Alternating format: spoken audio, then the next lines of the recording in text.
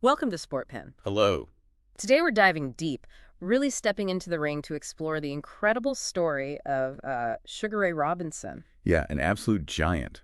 Our mission here is to look past just the knockouts. We want to uncover those pivotal moments, that sheer force of will, and the performances that, well, made him a legend. Exactly. And figure out what greatness even means in sports and how someone like Robinson just completely rewrites the story. Okay, so where do we start? His beginnings, I suppose. Born Walker Smith Jr. in Detroit. Right, but he moved to Harlem when he was, 11? Yeah, 11. And it was really in Harlem as a teenager that things started to click for him in boxing. Became a bit of a sensation pretty quick. Harlem in that era must have been an incredible place to grow up, especially for a young fighter. Oh, absolutely. Yeah. A real crucible. You had the culture, the energy, but also intense competition. It definitely shaped him. And that name, Sugar Ray Robinson, so famous, but not his birth name, as you said. How did Walker Smith Jr. become Sugar Ray? Oh, that's one of those classic boxing stories, isn't it? Apparently he needed to fight, but didn't have the right AAU card. An amateur card. Exactly. So he borrowed one from a friend named Ray Robinson, just for a bootleg fight. Okay, so that's the Ray Robinson part. Right. Then later, I think it was after winning the Golden Gloves in 1940, lightweight championship, Yeah. someone, maybe a reporter or a fan, watched him and just said his style was sweet as sugar. And it stuck. It stuck. Sugar Ray Robinson. Kind of perfect, actually. It captures that smoothness, but also the power. And behind the scenes, there was a key figure right from the start, George Gainford, his trainer. Gainford was crucial. Saw the talent early, guided him through his entire career. You don't always see that kind of long-term partnership. A real trust there. Yeah, the consistency matters. By the mid-40s, Robinson was already a huge deal in Harlem, even before a title shot. A massive figure. And interestingly, not just in the ring, he owned businesses, right? Like a whole city block. He did, which tells you something about him. More than just a fighter. He was thinking ahead. Definitely. Shows an entrepreneurial side, maybe understanding that boxing careers don't last forever. Yeah. And investing back into Harlem, that says something too. Ties to the community. Right. Now let's talk about getting to that first title. His record leading up to it was, well, frankly, absurd. 73 wins, 1 loss, 1 draw. 73-1 before even fighting for the welterweight belt. That's just dominance. It really is. He basically cleared out the division. Yeah.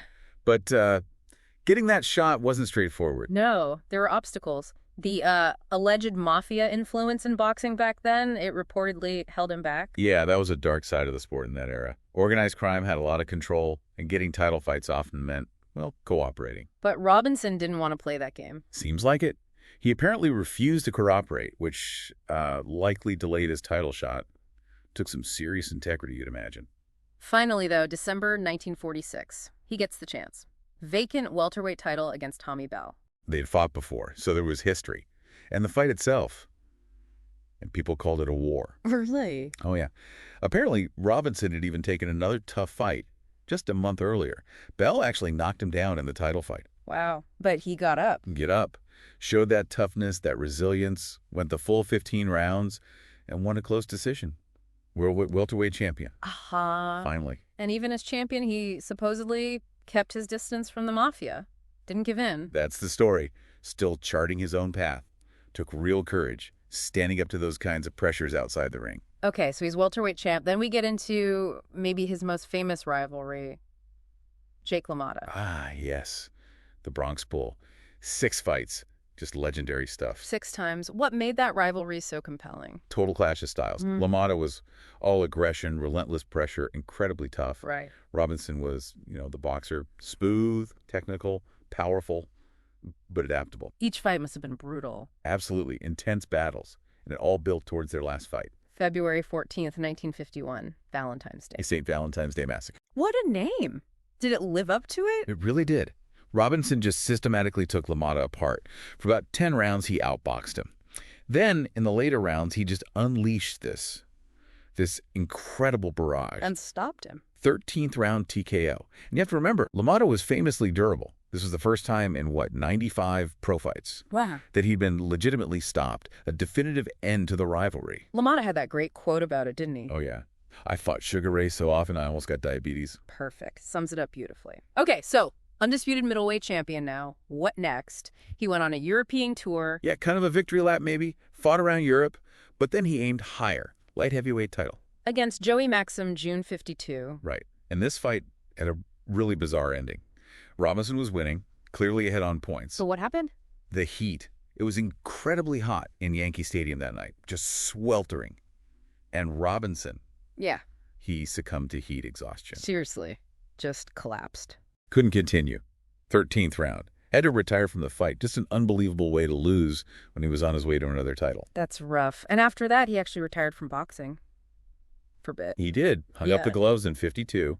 But you know how it is with great fighters. The itch comes back. Exactly. He couldn't stay away. Came back in 1954. And the comeback was successful? Hugely successful. Reclaimed the middleweight title just a year later, 1955.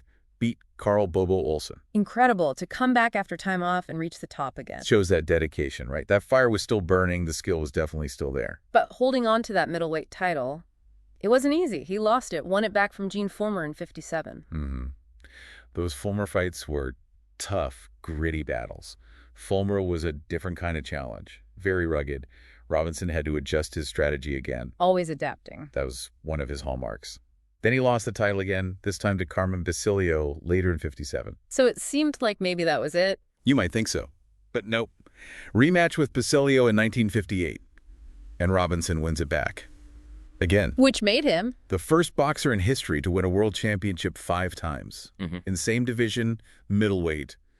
Just unprecedented, cemented his legacy right there. And he kept fighting after that, into his 40s. Yeah, well into his 40s. Yeah. Facing much younger guys, Better. Which is just phenomenal longevity in such a brutal sport. Finally retired for good in 65, age 44. What a career. Truly legendary. So when people talk about him now, the phrase you always hear is pound for pound, the greatest ever. Even guys like Ali, Joe Louis, Sugar Ray Leonard, they all said it. What made his style so good? It was the completeness, wasn't it? He could do everything. Box on the outside, control the mid-range, fight on the inside. His footwork was, well, like ballet, people said. Just beautiful movement, creating angles, avoiding punches. But he wasn't just slick, he had power, too. Oh, yeah. Fight-ending power in both hands. He can knock you out with one shot. That combination of speed, skill, footwork, intelligence, and power. That's why his style is still studied today. He was sort of the total package. What about life outside the ring? We mentioned the businesses in Harlem. Right, that entrepreneurial streak. Right. He was married 3 times, had 3 sons. Yeah. And he even tried singing for a bit. Just hanging, really? Yeah, recorded an album in 1962 called I'm Still Swinging. Shows another side to him, doesn't it? More than just a fighter. Definitely. Sadly, his later years were difficult, health-wise. Yeah. He was diagnosed with Alzheimer's, also had diabetes. He passed away from heart disease in 1989. He was 67. So, reflecting on it all, what is that definition of greatness when we look at Sugar Ray Robinson? It feels like more than just the wins, right? Oh, absolutely. It's that blend. The unbelievable skill, yes. Yeah. But also the determination, overcoming obstacles, both in boxing and, as a black man in America at that time. His impacts on the sport itself is immense. He set a standard. And he kind of pioneered the idea of the celebrity athlete, didn't he? He had charisma, style. He really did. He understood his image, his platform, in a way that felt very modern.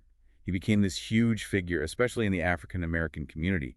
His story, in some ways, mirrored Harlem's own journey, the highs and the lows. And his talent was so undeniable, it seemed to cut through the racial barriers of the time. You couldn't deny what he did in the ring. His skill commanded respect, period. He transcended a lot of that prejudice through sheer brilliance and personality. Sugar Ray Robinson. The name itself just means boxing excellence, a true legend. His story really is a powerful reminder, isn't it, about the dedication, the artistry, and those unforgettable moments that shape sports history. He was one of a kind. Thanks for listening to Sportpen.